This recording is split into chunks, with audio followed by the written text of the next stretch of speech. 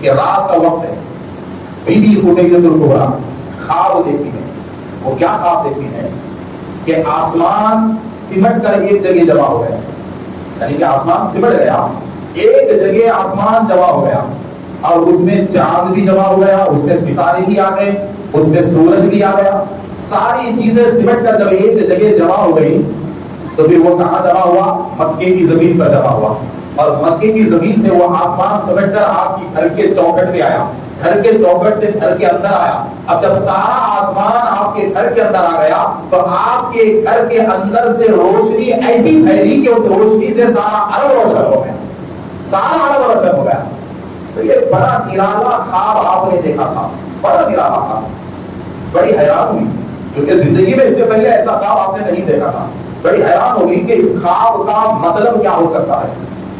تو اس زمانے میں ورقہ بن نوفل خواب کی تعبیر بتانے میں بڑے ماہر اہل کتاب تھے. تورات اور زبور کا بڑا شاندار علم رکھنے والے تھے ورقہ بن نوفل، اور چچیرے بھائی بھی تھے. تو سیدھے ورقہ بن نوفل کے پاس گئی، جو کہ خواب کی تعبیر بتانے میں یہ بڑے ماہر تھے. تو فوراً گئی اور اپنے چچا زاد سے یہ سارا واقعہ سنایا. تو ورقہ بن نوفل لفظ لفظ بار بار سننے لگے کہ بتاؤ ایسے ہی ہوا ہے، ایسے ہی ہوا ہے، ایسے ہی ہوا ہے، ایسے ہی ہوا ہے. بڑی حیرانی سے پوچھنے لگے. تو ام المؤمنین بی بی خدیجہ نے پوچھا کہ اے ورقہ بن نوفل، ہے میرے بھائی، بار بار حیرانی سے کیوں پوچھ رہے ہو؟ تو کہا کہ بات ہی حیرانی کی ہے. اگر حقیقت میں تم نے وہی خواب دیکھا ہے جس کے بارے میں تم میرے سامنے بیان کر رہی ہو تو اس کی تعبیر یہ ہے کہ تم آخری نبی کی بیوی بننے والی ہو.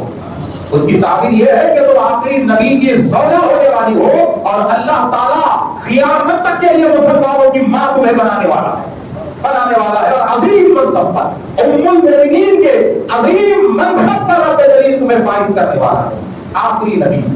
اب ذرا دیکھیے کہ بی بی خدیجہ الکبریٰ حیران ہو گئی کہ آخری نبی کی زوجہ اور میں موسیٰ وہ کہاں پیدا ہوگی، کدھر پیدا ہوگی؟ سارے نشانیوں کو ورقہ بن نوفل نے بتا دیا.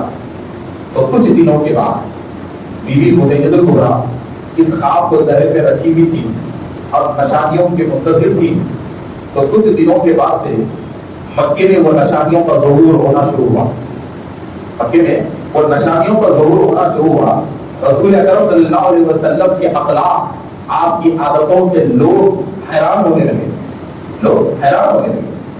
اور بڑے پریشان تھے اہل مکہ کہ عبداللہ کے بیٹے کتنے شریف ہیں، کتنے امانتدار ہیں، کتنے سچے ہیں، کتنے باوفا ہیں. تو آپ کے کردار کے چرچے ہر طرف عام ہونے لگے. تو ادھر بی بی خدیجہ الکبریٰ کے دل میں ایک امنگ جاگ اٹھی کہ ہو نہ ہو یہی ہو سکتے ہیں آخری نبی. یہی ابھی تو کوئی کنفرم انہوں نے نہیں کیا، مگر ایک امنگ جاگی کہ یہی آخری نبی ہو سکتے ہیں. چونکہ اعلان نبوت تو نہیں کیا، اعلان نبوت میں تو ابھی وہ وقت باقی تھا، ابھی 17 سال کا وقت تھا اعلان نبوت میں. اس وقت صرف دنیا رسول اللہ کو محمد بن عبداللہ کے نام سے جانتی تھی. محمد رسول اللہ صلی اللہ علیہ وسلم کے نام سے ابھی دنیا نہیں جانتی تھی. یہ اس وقت کی بات ہے. تو حضرات محترم، تو اب ذرا دیکھیے کہ یہ چین کیسے جڑتی ہے. ایک وقت آیا، حضرت ابو طالب جو رسول اکرم صلی اللہ علیہ وسلم کے چچا ہیں، ان کو رسول اللہ کی فکر ہوئی کہ بھتیجا جوان ہو چکا ہے، کچھ کاروبار سے جوڑنا ہے، اور اپنی بہن حضرت عاتقہ سے کہہ رہے ہیں کہ میں بھتیجے کو کچھ کاروبار سے جوڑنا چاہتا ہوں، بتاؤ کیا کریں. تو فوراً رسول اللہ کی پھوپھی نے مشورہ دیا کہ کوئی بڑی بات نہیں ہے، میں خدیجہ سے بات کرتی ہوں، ان کا سامان، ان کا مال تو مکے ہی کے لوگ لے کے جاتے ہیں، میں ان سے بات کر کے میرے بھتیجے کو بھی سامان دلاؤں گی، وہ بھی جائیں گے بیچیں گے، اور جو نفع ہوگا وہ لے لیں گے، اصل خدیجہ کو لا کر دے دیں گے.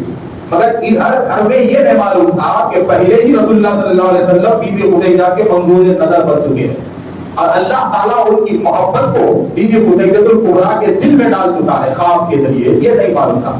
تو رسول اللہ کی پھوپھی گئی، بات سنایا، بی بی خدیجہ بڑی خوش ہوئی، کہا کہ ایسے نیک عظمت والے اور امانتدار انسان کی سفارش آپ لے کر آئی ہیں تو میں کیسے سوچوں گی. میں تو یہ یقین کرتی ہوں کہ میرے کاروبار میں وہ شہید ہونے کی وجہ سے میرے کاروبار کی عزت بڑھ جائے گی، میرے کاروبار کی عظمت بڑھ جائے گی. تو رسول اکرم صلی اللہ علیہ وسلم کو اطلاع دی گئی کہ بی بی خدیجہ نے مان لیا ہے، وہ آپ کو سامان دے گے. اب یہاں بڑے غور سے سنو، بی بی خدیجہ الکبریٰ کا پہلا سامان کا قافلہ لاکھوں روپے کی تجارت کا سامان ہے. سینکڑوں اونٹ لگے ہوئے ہیں، غلام بھی اس میں شامل ہیں، نوکر بھی اس میں شامل ہیں، فائدہ بات کر کے وقیہ دھندا کرنے والے بھی اس میں شامل ہیں. تو رسول اللہ کو بی بی خدیجہ الکبریٰ نے کس زمرے میں رکھا؟ کس زمرے میں آپ کو رکھا؟ آپ آ گئے، قافلہ تیار ہو گیا، پہلا قافلہ حبشہ کی طرف جا رہا ہے، حبشہ کی طرف جا رہا ہے. تو جتنے بھی لوگ تھے جانے والے، کوئی کسی کا بھائی ہے، کسی کا بھتیجا ہے، کسی کا نواسا ہے، کسی کا پوترا ہے، مگر بی بی خدیجہ کے پاس تو حقیقت میں کام کرنے والے ہیں اور ان کا سامان سر پہ اور اونٹوں پہ اٹھا کر لے جانے والے ہیں. مگر یہاں کمال دیکھیے کہ جب سارا لشکر تیار ہو گیا، حبشہ کی طرف جا رہا ہے، اور رسول اکرم صلی اللہ علیہ وسلم جب بی بی خدیجہ کے پاس آئے تو فوراً آپ کے خاص غلام میسرہ کو بلایا اور میسرہ سے کہا کہ میسرہ، یہ جو محمد بن عبداللہ ہے یہ خدیجہ کے پاس کام کرنے نہیں آئے ہیں، بلکہ میں ان کو میرے سامان تجارت کا امیر بنا کے بھیجتی ہوں، امیر بنا کے بھیجتی ہوں، اور ایک امتحان کے لیے تمہیں مقرر کرتی ہوں. پوچھا مالک نے کیا امتحان؟ تو کہا کہ ان کے ہاتھ میں کوئی پوٹلی تمہیں نہیں دینا ہے، کوئی سامان انہیں نہیں دینا ہے، کسی سیٹ کے پاس نہیں بھیجنا ہے، کسی دکان پہ ان کو نہیں بھیجنا ہے، اور کسی غلے کے کبے کے پاس بولی لگانے کے لیے نہیں ٹھہرا کرنا ہے، اس لیے کہ ان کا مقام الگ ہے. بس تم ان کے چلنے پھرنے اٹھنے بیٹھنے کھانے پینے اور ان کے بات کرنے کو بڑے غور سے دیکھنا اور ساری رپورٹ میرے پاس بھیج دینا. دیکھیے، کیونکہ بی بی خدیجہ اطمینان کرنا چاہتی تھی کہ یہ نبی ہے یا نہیں ہے، یہ مقصد تھا. تو میسرہ وہی کام پہ لگے، چلنے پھرنے اٹھنے دیکھنے کی ذمہ داری ہے، رپورٹ دینا ہے. تو یہ رپورٹ کب ملی آپ کو معلوم ہے؟ میسرہ کو کوئی 8-10 دن نہیں لگے. یہ کچھ ہیں، یہ کچھ الگ ہیں سمجھنے کے لیے نہیں لگے. بھائی صاحب، مکہ پار ہوتے ہی رپورٹ لگ گئی. کیسے لگ گئی؟ سخت دھوپ ہے، سخت دھوپ ہے. بی بی خدیجہ کے غلام نے غور کیا کہ دھوپ سب پہ اثر کر رہی ہے مگر رسول اللہ صلی اللہ علیہ وسلم پہ اثر نہیں کر رہی، آپ پہ اثر نہیں کر رہی ہے، اور دھوپ کے آثار سب کے جسم پر جھلک رہے ہیں مگر رسول اللہ کے جسم پہ دھوپ کے آثار نظر نہیں آ رہے ہیں، اور آپ کا جسم اور کپڑے بڑے ٹھنڈے ہیں. بڑے حیران ہو گئے کہ دھوپ انہیں کیوں نہیں لگ رہی ہے. جب آسمان کی طرف سر کیا تو میسرہ حیران ہو گئے کہ رسول اللہ جیسے جیسے چلتے ہیں آسمان کا ایک ٹھنڈے بادل کا ٹکڑا رسول اللہ کو چھتری کیے ہوئے ساتھ ساتھ آ رہا ہے. رسول اکرم صلی اللہ علیہ وسلم کو چھتری کیے ہوئے ساتھ ساتھ آ رہا ہے. تو حضرات محترم، بادل کیوں رسول اللہ کو سایہ کر رہا تھا؟ بادل کیوں رسول اللہ کو سایہ کر رہا تھا؟ یہاں سمجھنے والی بات ہے، اس لیے کہ میرے دوستو، ہر وی آئی پی کا دنیا میں ایک پروٹوکول ہوتا ہے، ایک خاص درجہ ہوتا ہے راستے پہ چلنے کا. تو میرے نبی جہاں چلتے تھے وہاں آسمان پہ بادل سائے کی طرح رسول اللہ کے آتا تھا. تو یہ میرے نبی کے نبوت کا پروٹوکول تھا جو اللہ نے دیا تھا، جو اللہ نے دیا تھا کہ دنیا کو بتانے کے لیے کہ تم الگ ہو، یہ الگ ہے، تم الگ ہو، یہ الگ ہے، یہ بتانے کے لیے اللہ نے وہ خصوصیت رکھی تھی کہ رسول اللہ راستہ چلتے تو ٹھنڈا بادل رسول اللہ کو سایہ کرتا، اور وہ ٹھنڈا بادل رسول اللہ کے لیے چھتری بن جاتا، اور اس چھتری کے سائے میں رسول اللہ راستہ چلتے اور دھوپ محسوس نہیں ہوتی. تو میسرہ نے یہ پورے سفر میں دیکھا، اور تعجب کی بات، اس تجارت کے سامان میں فائدہ ڈبل ہوا، اور پلان تھا 1 مہینہ رکنے کا. 15 دن میں سامان ختم ہو گیا، قافلہ واپس آ گیا، اور ساری چیزیں میسرہ نے اپنی مالکنی کو سنایا کہ اماں ایسا ہے، بادل سایہ کر رہا، فلاں کر رہا، یہ کر رہا، ایسا، یہ ساری چیزیں سنائے. تو اب یہاں امنگ اور بڑھی کہ یہی ہو سکتے ہیں آخری نبی، اور امنگ بڑھی کہ یہی ہو سکتے ہیں آخری نبی. اب پھر کہا کہ میسرہ ایک کام کرو، شام کو انہیں لے جاؤ، دوسرے سفر میں لے جاؤ، دوسرے سفر میں دیکھو کہ معاملہ کیا ہوتا ہے. مختصر یہ کہ دوسرا قافلہ چند دنوں کے بعد ملک شام گیا.